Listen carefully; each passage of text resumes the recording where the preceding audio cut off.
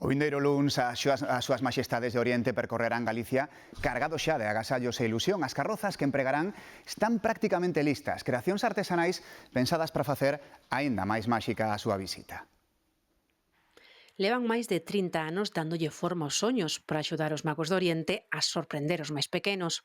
A inspiración dos diseños ven un pouco poñéndote na posición deles. Cando eres neno é bueno que si, por un lado, os contos, civilizacións pasadas, o tema dos animais mitolóxicos. Deseños nos que comezan a traballar xa durante o verán. Esta empresa ourensá é unha das que máis carrozas fai en España. Destas naves sairán este ano máis de 70, a maior parte para concellos galegos.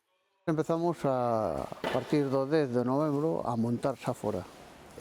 Antes hai, pois eso, 2 meses e medio, 3 de traballo nos talleres, herreiro, hai o da pintura sempre artística, hai o que talla, víveno, porque isto hai que vivilo.